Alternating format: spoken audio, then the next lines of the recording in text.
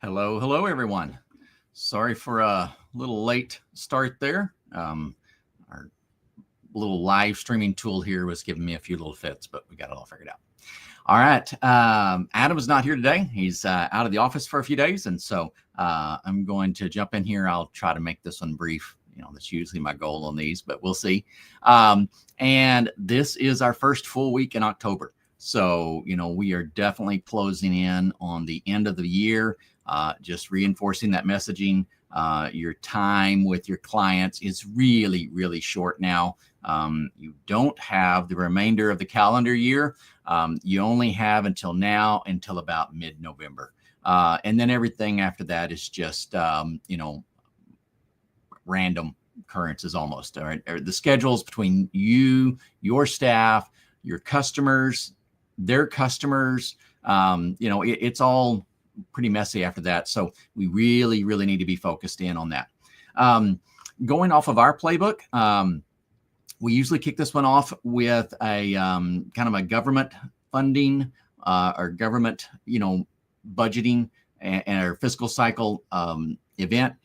And Adam really likes to jump in on that. He's had some time that we've both done the government work. He's got to do more of the budget stuff than I have. I was a bit more of a newbie tech when I did my days back in government work. So I really like to get his input and his perspectives on that. And then our next one is going to be the key stakeholder interviews. So I'm going to jump to that one because I am super passionate about the key stakeholder interview. And I won't drag it out. I mean, I've got a lot of conversations in my past about these and how to run these. So I can probably go a little too deep on those. If you want to endure some of that, please reach out to me. I'm more than happy to meet with anybody and just discuss this. This is such a critical part about how you can engage with your clients that, I don't know, I just get a little amped up about it maybe. And one of the best parts about it is it's virtually free. And in that aspect, I look at it in a lot of varieties. What does it cost you in the amount of time, to actually run it? What does it cost you in prep time to get there? What does it cost you with your client? Right? How much, I don't know, goodwill capital or, some of that, just kind of relationship capital do you have to spend to get into these meetings?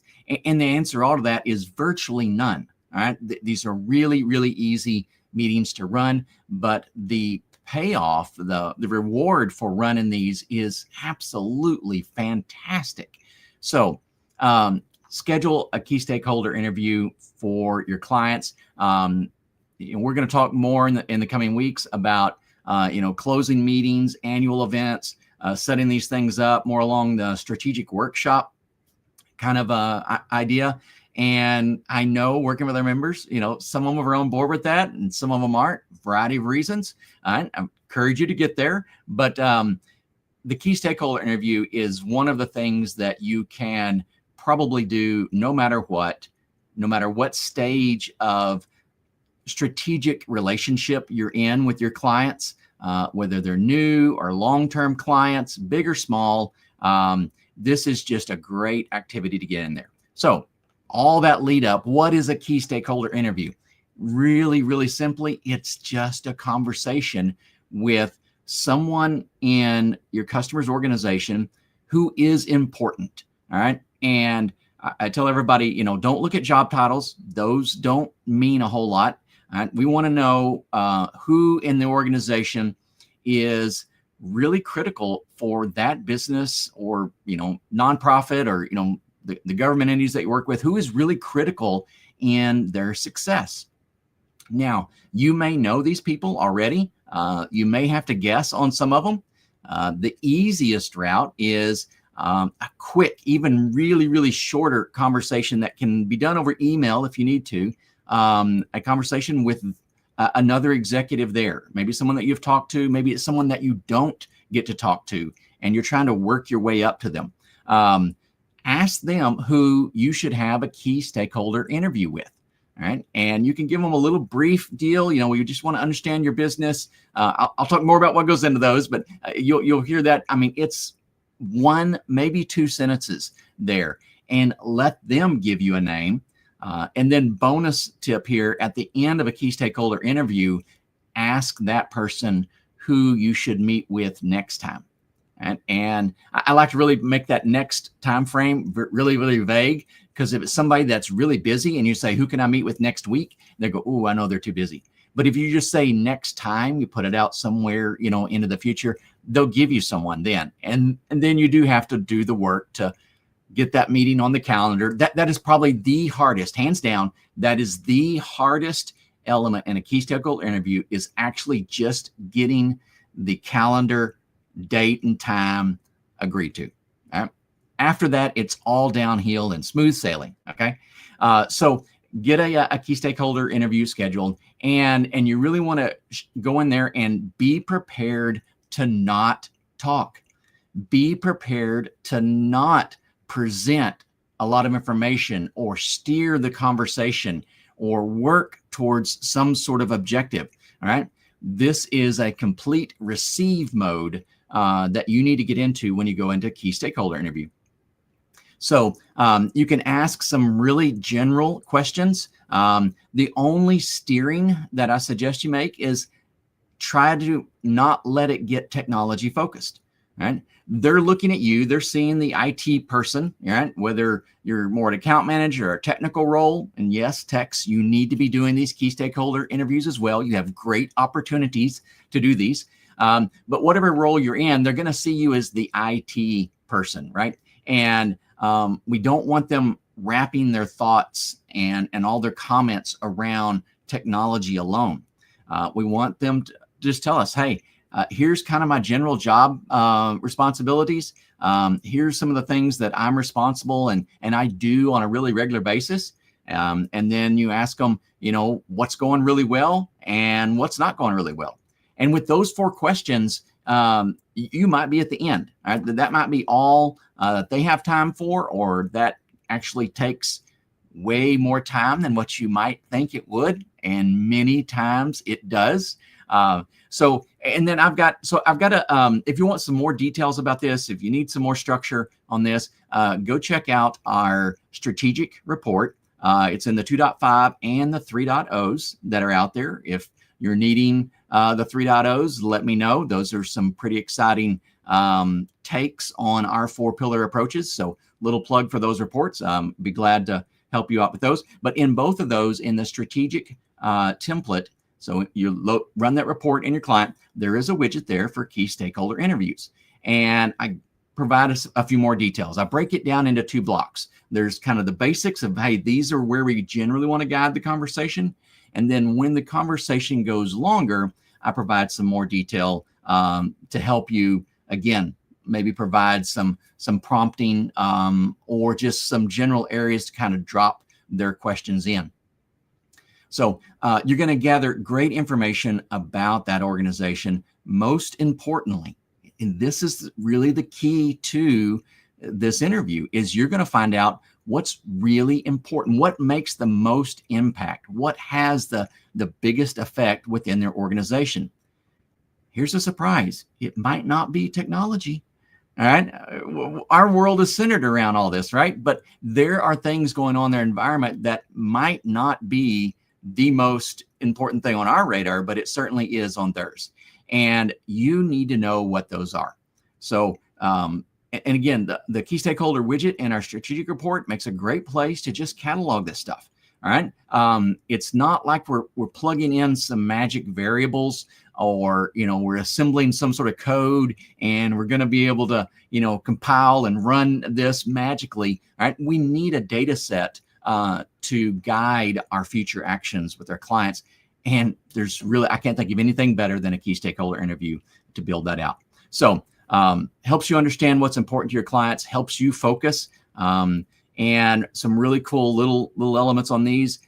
Even if the person you're talking to is responsible for a smaller subset of the business, and one of your future projects either enhances that or fixes a problem that they have, you get to circle back around and confirm it. And I love confirming it even when it's not obvious, right? You got to be careful, don't want to be too silly about it. But anyway, make sure that they know that you heard them and you responded with a solution that improved their workday. All right. You've built an ally now inside that organization. That key stakeholder might not have been someone that you talk to on a regular basis, but if a competitor comes walking through that client sometime, trying to bribe them with donuts or something, you now have another blocker in place for you to go, no, we're happy with our current IT guys. You guys can go on. Leave the donuts, but you guys can go on, right? So you want to build a lot of these relationships and your clients, and this is an easy way to do it. Wrapping up the last few details on this one, schedule them for 30 minutes. All right. That's always my goal, is to get that 30-minute block on the calendar.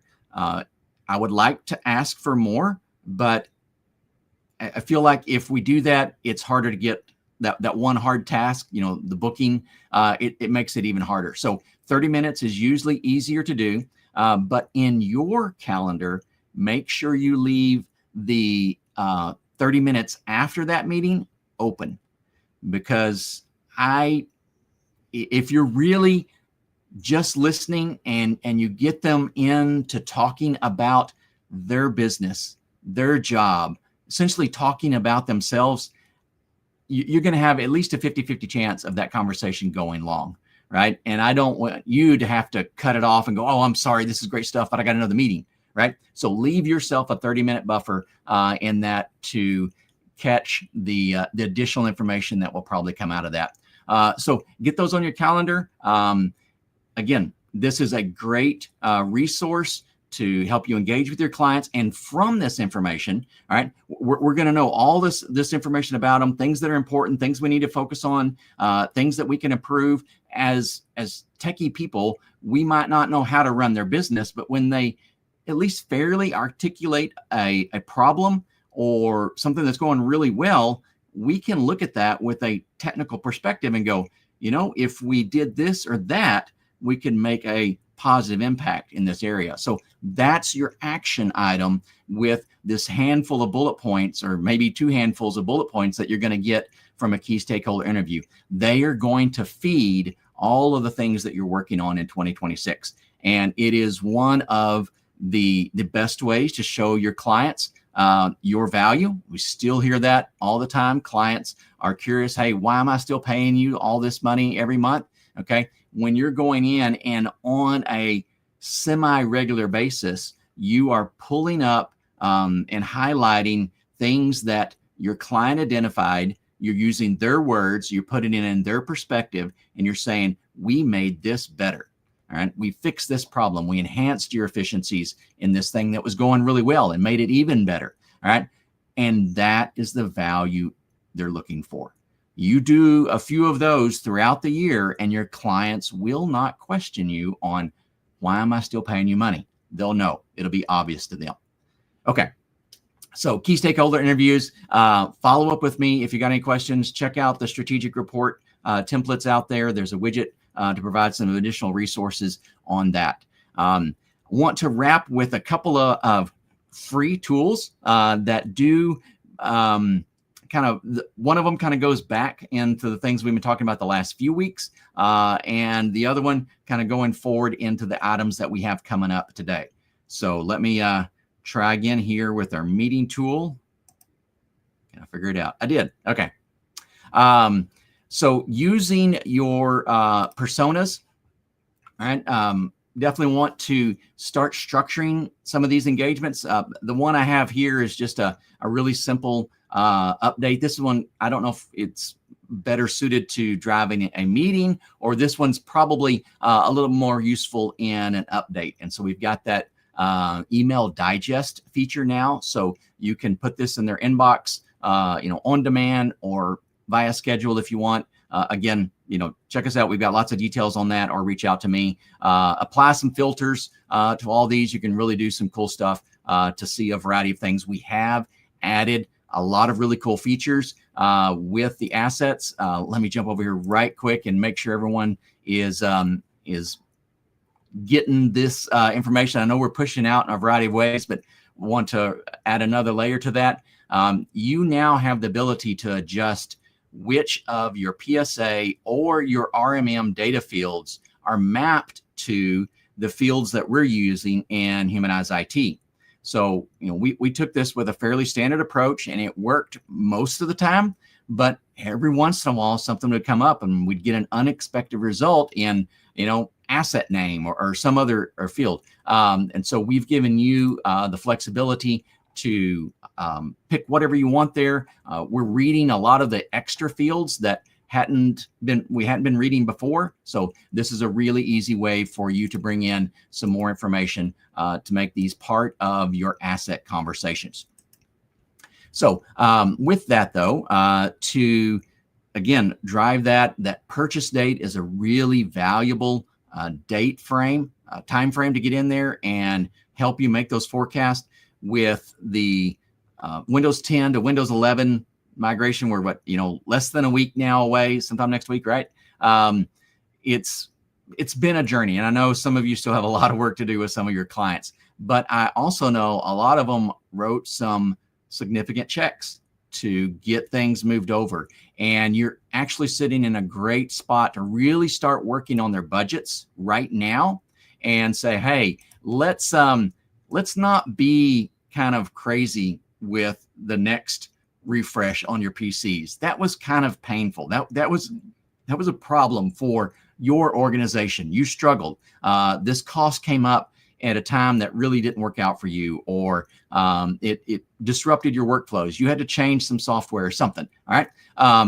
And you want to get this budget forecasting in place, and now is no better time. All right. You just sold them all these new PCs. All right. Let's get these on the calendar. The ones that you didn't sell, you upgraded. Those are going to be coming up for renewal still, in the near future, and get these budgets planned out. Now, back to the free tools. If you don't have that purchase date, Adam has been going crazy and doing some really cool stuff. And we have an external tool. I'm calling these an out-of-band tool right now. All right. We'll bring them within in-band here in a little while. But right now they're an out-of-band tool. They're free for anybody. So this one you can get at warranty.humanizeit.biz, and you can drop in, you can look up individual items or drop in some CSVs and do these in bulk. I'm not sure where he's at. I know we did a lot of testing with Dell. They were the easy one, right? But we do have some interfaces in there to get API keys in, so we can do things with Cisco and HP and Lenovo and all those. So it's been a few days, and Adam's been doing a lot here, so who knows what has happened in just a short amount of time. But anyway, we have a lot of resources out there available to you to get that information. So for those clients that you don't have a purchase date or the original install date to populate in that depreciation calculation with our platform, this is a great tool to help you do that. All right. Now, the second tool I want to highlight today is a meeting maker. All right. And, I talked about these personas and using them in your updates. So let's take a look at that. Let me shift here. I'm going to use one of the older QBR ones. It probably looks the way it should. And I'm going to get the link out of this. So I'm taking the persona share link right out of our platform, and Adam has a very specific spot for it right here. All you got to do is drop it in. If you have another document that you want to use, you can do that as well. All right. We're not trying to force anybody down a path here. We think this is a great tool. That's why we wanted to make it available to everybody. But we do have a really good link that will do a lot for you. So I'm going to let this run. And while it's running, and you get to see all of Adam's snarky comments that seem to be targeting me. I don't know. Anyway, while this is running and processing, we need to think about what we're going to be using this for. All right. And so this meeting tool right now, it is kind of structured around a QBR or a bigger event. I think the QBR and the annual event our flow in the agenda is very, very similar. And so this will work for those. Right now, it's not necessarily a monthly meeting or a pre-sales meeting. That's another suggestion we had on that. So those will be coming here pretty soon. But for right now, given where we're, kind of looking at with our end of year engagements, this can be a really great one to run. And if you need another meeting tool, all right, if you're struggling to run your client meetings, or you may like the personas, but maybe it's just a different format, and you're needing kind of the old tried and true until you kind of get comfortable with things, this might be it. All right. So you go through here. Adam's got some great videos on this, way more details. So let me leave those sort of specifics to him, but you get to select items here, add it, plug things in a variety of ways. Really not even reading the screen. I'm just clicking randomly here. And then you get to go up here and view your meeting agenda. All right. And so it's calculating time. So, you can set expectations. You can run through this. This is a really valuable live meeting tool. As you start to click these things off, you get your progress. It's a really cool tool. So if we're going to harp really heavily, like we have been, about having meetings with your clients, be, unjust of us to not give you the tools to do it. All right. So we're not just saying, hey, here's a problem, go fix it. We're saying, hey, here's a problem. You're not meeting with your clients regularly. You're not having the right types of conversations. You're boring your clients to death. All right. I don't want to be too negative there. All right. But we're saying you need to meet with your clients more, and we're giving you some tools to help you do that. Okay. So I'm really excited about that. It's fun stuff. I hate to be that person that, identifies a problem, and when they say, okay, well, how to fix it? You're like, I don't know. I just found the problem. And sometimes that's a skill set. Sometimes that's needed. I always hate being in that position. So I'm really excited to be able to help you guys with these. So reach out to us at any time if you want to get some more information. Hit our website, humanizeit.biz, and you can access those free tools right away, even if you're not a Humanize IT member. And for those of you that are, check those out, give us feedback, because again, I'm calling them out of band for right now, but that is not a permanent expectation. So what do you want to do with these cool tools? All right. We want to listen to you and get your feedback on that. All right, everyone. Thank you so much. I appreciate you joining us today, and we will see you guys next week.